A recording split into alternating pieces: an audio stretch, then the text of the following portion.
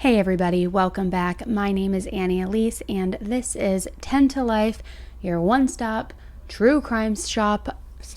I don't know. This is where we talk true crime, where we're talking about like the old cases, the current cases, the unsolved cases, the crazy cases. We talk about everything here, and we talk about all of the red flags that we're seeing along the way.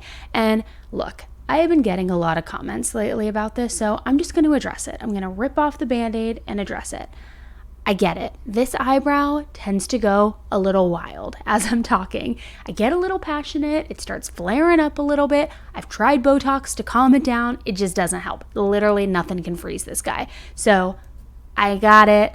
I don't mind it. I'm sorry if it offends you and bothers you, but it's just the way my brows go. Anyways, now that elephant in the room has been addressed, hi, welcome to the channel. I hope you appreciate today's case coverage and consider subscribing to the channel to show support. And for all of my returning 10 to Lifers, welcome back. I am so happy to have you guys here with me today. Today's case is a current case coming out of Selma, California. And it's a really confusing and sad case that hasn't gotten nearly enough attention. So many of you guys have been sliding into my DMs, commenting, begging me to cover this case. And the reason that it has taken me so long is because I've been trying to really gather all of the information. There's little bits and pieces of it here and there, but it's hard to get a full comprehensive view of what's really happening. So now that I have that, I'm here, got the mic turned on, and I'm ready to share it with you. So I hope that by discussing this case today, we can get more attention on it. And it's the case of 22-year-old Jolissa Fuentes. Jalissa went missing over a month ago now, and nobody has been able to figure out what exactly happened to her and where she might be. She's described as a 22-year-old with brown hair, brown eyes. She stands about 5 feet 3 inches tall and weighs around 220 pounds. And she was last seen in her silver 2011 Hyundai Accent. Now, Jalissa, as I mentioned, is a 22-year-old woman who was born and raised in Selma, California.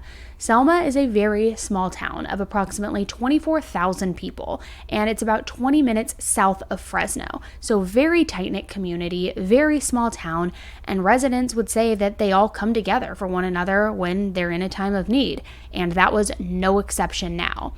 Jalissa also has always been described as the life of the party by anybody who knew her. She comes from an extremely tight-knit family, so much so that she even worked with the family at a produce packing house in Parlier.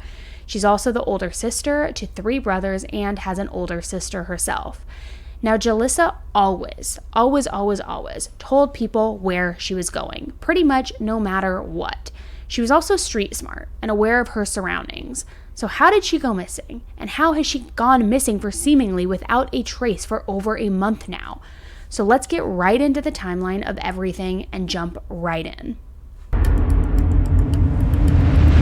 10 to Life with Elise starts right now. New at 11, a Selma family is asking for your help in locating their missing daughter. 22-year-old Jolissa Fuentes was seen last Sunday at an AM/PM gas station. There's a $5,000 reward for any information about her. Natalie Vera has the latest. And I pray for strength, God. The Fuentes are praying for good news. We've been here for the past 5 days searching. On Saturday, Jolissa Fuentes' loved ones carried out another search for the 22-year-old missing woman. Trying to find anything, any belongings of my daughter, whether it was her purse, any of her clothing, her car, and I hate to say it, even my daughter herself. Jalissa was last physically seen around 4:06 a.m. on August 7th at the AM/PM gas station getting into her Hyundai Accent. Now, it's important to note that she was very proud of this car. I am talking very prideful, cared about this car, and just loved it. She was and is very financially responsible as well. So she saved up money and bought this car in cash on her own. And because of that, she just had an entirely different level of pride for this car and just, ownership, and wanted to take care of this. She was very responsible. Now, prior to her going missing, she had been at a small family gathering for one of her friends on the night of August 6th. She got there around 8 p.m. and was there until 3 a.m. So while she was there, she reportedly did have a small disagreement with her friend. However, the friend has been talked to by numerous people, and we now know that it was not a volatile argument or anything that her family or law enforcement seems to be worried about. Although that was something that was, kind of the rumblings in the beginning of all this was, well, she had an argument with a friend before she left this get-together, so could the friend be involved? Could it be related to that? But apparently the family and law enforcement just does not think that that is an issue, and they're not worried about it. So Jalissa lived with her grandma. So around 3:30 a.m., she drove over to her grandma's house after leaving this get-together. Upon getting home, she noticed that her brother Joey wasn't home, and she's always been very close to her siblings and to her cousin Sky as well. So Jalissa called her brother Joey and asked where he was because she wanted to hang with him. She was still up. She wanted to keep the party going, or she wanted to hang a little longer for whatever reason. So she called him and said, where the heck are you? I want to hang out with you. But when he told her that he wasn't home, she said that she was going to go buy a wrap from the AM/PM gas station so that she could smoke herself. But that once she picked it up, she was going to be heading back to their grandma's house. So Jalissa left her grandmother's house at 4 a.m. and went to AM/PM, that gas station. She took her black Michael Kors bag with her, which is what she takes with her everywhere. Now, this bag is a small bag. It's not anything big that you would use to pack any sort of clothing or toiletries or anything to where you would misconstrue it as an overnight bag. It was small, and according to her sister Irene, her bag consists of cash, her bank card, and her weed. Pretty much some typical things for a 22-year-old to be carrying around. Just the necessities and what's important to you. So Jalissa was last seen leaving the AM/PM at 4:06 a.m., and this was caught on surveillance cameras. Now, she was supposed to turn right onto Nebraska Avenue if she was planning on going back to her grandmother's house, but she didn't turn right. She turned left. Jalissa was last seen at this AM/PM at Highland and Nebraska Avenues in Selma last Sunday. Here's surveillance video from that day. Jalissa pulls up at 4:04 a.m. She buys a cigar and she's back in her 2011 silver Hyundai Accent by 4:06 a.m. But then she drives off and makes a left on Nebraska Avenue. Her parents say she lives with grandma and she should have made a right turn to go back home. We don't know why she turned left. Her loved ones don't think Jolissa would disappear on her own, though. Now, the footage has been a huge hot topic of discussion due to her behavior in the footage. And people have been slicing it and dicing it and analyzing it every single way possible. Many people suggested that when Jolissa is seen getting out of the vehicle when she first arrives to AM/PM, that she looked sober, coherent, alert, that nothing seemed suspicious about her body movements or behavior.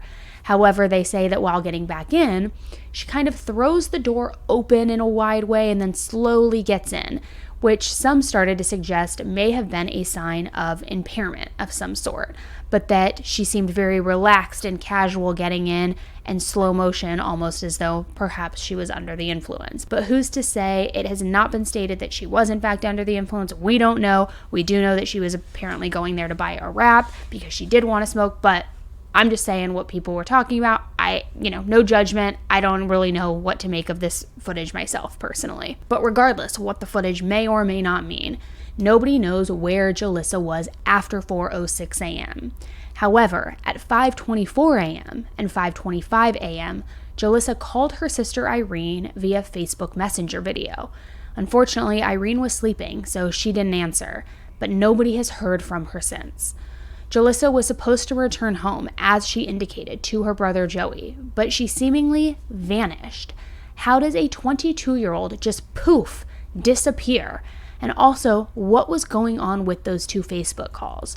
Has she made calls via Facebook Messenger in the past? Was this something normal that she would do? Why would she go to Facebook Messenger to make a call rather than use the actual phone app? Again, was this something that she had done in the past? Was it to save on data? But wouldn't you have to be connected to Wi-Fi? I don't know. So I'm curious about those two calls. And if you have the answer, let me know in the comments. So the morning that she went missing, Jalissa's grandma tried to, of course, get a hold of her before going to church. But she didn't have any luck, so she tried again after returning home from church. But still, nothing. As the day passed and nobody had heard from her, people started to get very worried. And remember, Jalissa always told somebody where she was going. Their family is a very, very communicative one, and it was very worrisome, to say, at the very least. They didn't know where she was. They weren't hearing from her. Nobody knew where her car was. They were beginning to panic at this point. Jalissa is also somebody who shows up for work, and this time she didn't, setting off all of the alarms. So later that night, Jalissa's grandmother notified the police around 8 p.m. that her granddaughter was missing. But here's the thing, police didn't seem to be taking her disappearance very seriously. However, they did get a phone ping warrant on Monday the 8th. Now, although Jalissa's family knew that this wasn't like her to just disappear, the police didn't know that because they didn't know Jalissa. So it's been a point of frustration for a lot of people in the public, as it suggested that the police weren't taking this very seriously for the first few days, which we know are obviously the most crucial. And for the first week, Jalissa's family was pretty much searching all alone for her. They even went as far as handing out flyers, and when they were doing that, they handed the flyers out to local law enforcement agents. They would hand them to them when they saw them out and about. And most of the agents were never even notified of this missing 22-year-old prior to them being handed this flyer from her family, which is just insane because law enforcement not taking it seriously and maybe not searching on their own in the beginning, it's one thing. Maybe thinking that, she's blowing off some steam, she's not missing, she's a 22-year-old, she can make her own choices of whether she stays or goes. That's one thing. But for the other law enforcement agents not to know, was there not a bolo issued? Was there not a something tacked to the wall saying, hey, this 22-year-old is missing. If you happen to come across her, be on the lookout. How did other law enforcement agents not know that this 22-year-old woman was missing? So on Thursday, August 11th, just a couple of days later, the department received records from Jalissa's phone company showing that her phone had traveled through Sanger, pinged there, and then pinged at a cell tower in the area of Avocado Lake and Pine Flat Lake. Avocado Lake is close to 40 minutes from Selma, where Jalissa lived, and Pine Flat Lake is a little over 50 minutes. And Sanger, where Jalissa was traveling through, is basically the halfway point between Selma and Avocado Lake. So what was she doing nearly an hour away from her house when her phone pinged near Avocado Lake? And more importantly, what day, what time were those pings from? I haven't been able to find the exact details, so again, if you know those details, please share them. Jalissa was also caught on camera at an undisclosed time and undisclosed location by Selma police, driving back east towards Selma. Now, it's almost as though she was maybe returning home, but she also appeared to be alone at that time.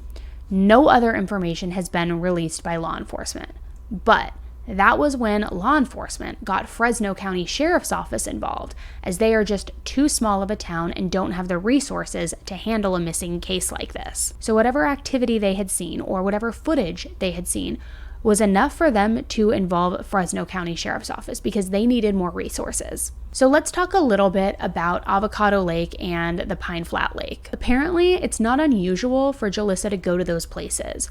According to Jalissa's cousin Sky, Avocado Lake is just her place. That apparently Jalissa has always loved to drive and she just loves the lake. And whenever she mentions going to the lake, she's talking about Avocado Lake. However, if the gates are closed at Avocado Lake, she's been known to keep going up the mountain a bit to Pine Flat Lake. Jalissa has a fear of the freeway, so she has always taken side streets or she would ride with somebody else whenever she needed to go on the freeway. So could she have been going to Avocado Lake or Pine Flat Lake to relax, smoke after picking up that wrap? Was there an accident, or did she come across somebody who was more dangerous and had more sinister plans? Other places Jalissa tended to go were orchards and vineyards. After losing a close friend last year, one whom she went to the vineyards with often, orchards and vineyards had become a place of solace for her. And those places have been searched also, with unfortunately no luck. So on August 22nd, a press conference was held. During that press conference, it was announced that the case was being investigated as a criminal one, which wasn't a huge shock to the public given the circumstances, but it still was a pretty big revelation. Because now they didn't think that Jalissa went missing on her own accord or that she got into an accident independently. They now believe this is criminal. However, they still didn't say publicly that they had any compelling evidence that was pointing them in that direction. In fact, the officer stated, "There's nothing overtly that leads us to believe that a criminal act occurred. However, Ms. Fuentes has been gone for a long time, and this is not normal behavior for Ms. Fuentes. So we are treating this as a criminal matter." Now, maybe they're just playing their cards close to the vest and not sharing their evidence that makes them believe it's criminal. Or maybe they truly just think it is out of her character, and that's why they're deeming it as criminal. Very similar to the Kiely Rodni case. Right out of the gate, they said that they were going to be treating it as a possible abduction from the beginning, with no evidence suggesting that. Or maybe there was evidence suggesting that, which is a whole nother can of worms that we aren't going to get into on this video. But these cases were happening in parallel, in tandem, and so a lot of people were frustrated with the fact that Kiely's case was gaining so much attention in the media and so many resources, while nobody was talking about Jalissa. Well, on August 24th, Doug and Nick from Adventures with Purpose showed up in Selma to help with the search of Jalissa. Now, Adventures with Purpose is the same group who found Kiely Rodni. They're known for solving cold cases and really just have a pretty incredible reputation when it comes to truly finding someone in a body of water, recovering people, recovering vehicles, and, essentially closing cold cases. So Adventures with Purpose first did an interview with Jalissa's mom, aunt, and cousin. They got to know Jalissa through them and learned about the things and the places that Jalissa liked and where she may have gone willingly. And in that interview, Jalissa's family pleaded for her return. If something has happened to her, like, what do you guys want people to know? I mean, what like, at this moment, if that's the case, somebody knows something, and they need to come forward, So if there's anything that you want to say to those people, or to the people that may know those people, that may know something, come forth. If you guys know anything, please let us know where Jalissa is. We love her, we miss her, and we need her. We want her home. So if you know anything and anything that'll lead us to her, please let us know. Or if you, the ones that have her, she's ours. Please let her go. That our family is not complete without her, and you have that power to let her go. That you just find it in your hearts to just to let her go. I mean, we don't want nothing from you. If you want the reward, we just want her. Just let her go. We won't drop her off somewhere, or we won't say anything to anybody. We can just be complete. But we're just asking, please, just bring her home. Let her go if you have her, because this is just, you have family. What if this was your family and someone did this to you? Just let her go. As I mentioned, Adventures with Purpose is well respected within the law enforcement community, and law enforcement had a say in where they went and searched for Jalissa. If you had to send us somewhere today, where would you send me? I would say run, if you have the ability to, run sonar and avocado, and then along the shoreline at Pine Flat from the first marina. It's called Deer Creek Marina. Yeah. And there's a boat ramp there that goes down, and then there's another one, Island Park up a little ways, and then Trimmer. So there's 3 different boat launch locations on Pine Flat. Pine Flat's a big lake, but it's really low right now. While searching Avocado Lake, their magnet did stick to something underwater. So Nick went in the water to check if it was possibly Jalissa's car.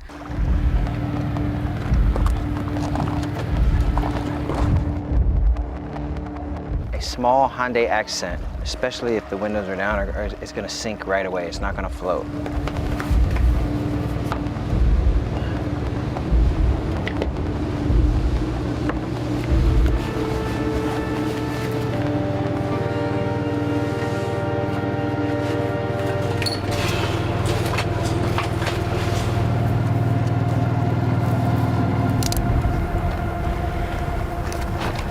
Bring your strength and your mercy, yes. For she is not in there. She's not in there.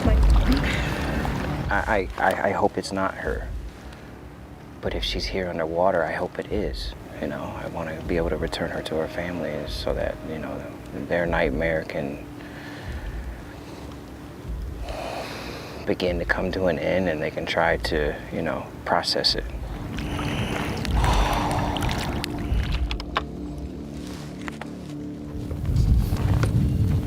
Careful, it's not on there good.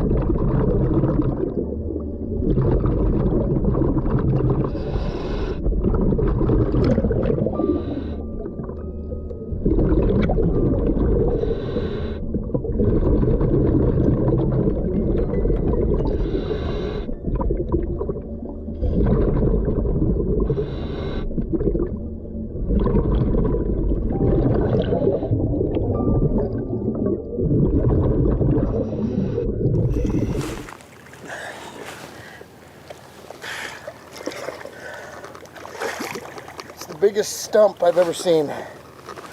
That's all it is. They continued searching, but unfortunately never found anything.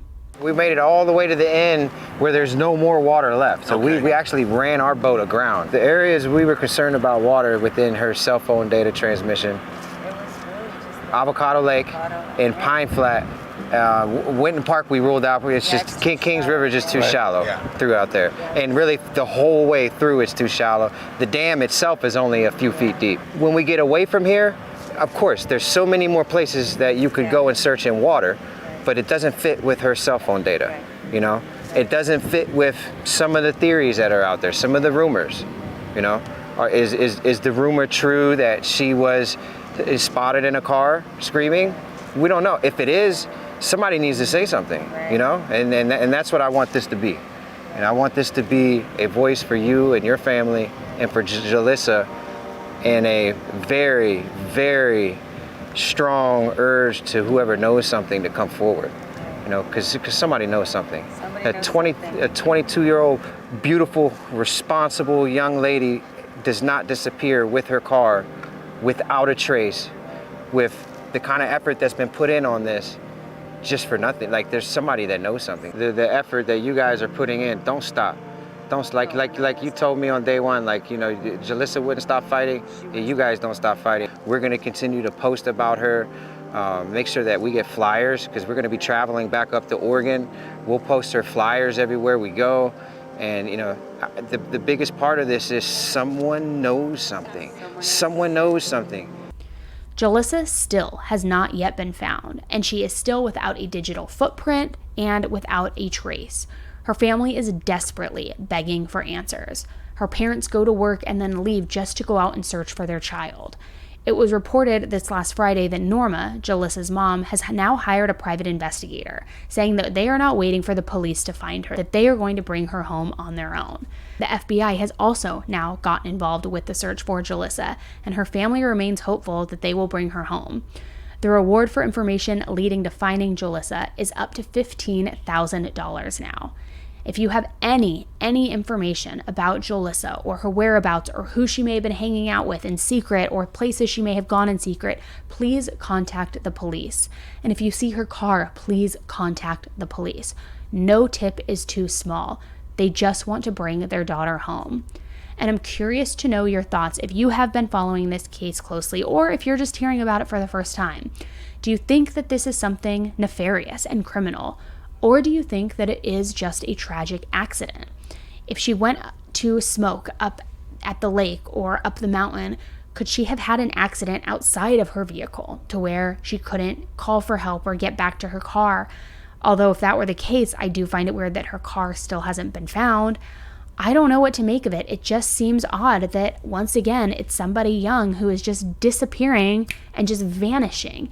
And it's hard to conceal and hide a vehicle unless it's in a body of water, which we know AWP searched the water, but could it be in a different location with water? Could it be hidden somewhere? The fact that a whole car hasn't been cited in all of these searches is worrisome and a little confusing. So what do you make of this case, given where the pings were, given the footage we saw of the last sighting at around 4 a.m., given the Facebook Messenger video calls an hour and a half after the sighting on footage at AM PM? I don't know. It's mysterious. It's a pretty big mystery. So I'm curious to know what you guys think. Let me know in the comments below. And also, if you too have been following this case closely, if there's any information that has been proven to be fact that I have missed, please share it via email. My email's in the description, and I'm going to be doing an update video on this case as we follow it and as we learn more. So please let me know, because I know there's so many of you good sleuthers out there who are, digging around and probably have found some rabbit holes of your own where you've, located some information that is important to this case. But remember, factual, please, factual information. All right, guys, thank you for tuning in with me. I hope you enjoyed today's coverage. Please don't forget to support the channel by hitting the thumbs up button on your way out, and subscribe if you haven't done so already so that you get notified of new case videos as I post them. And please keep Jalissa's family in your thoughts and prayers, as well as Jalissa herself. All right, guys, until the next case, stay safe. Bye.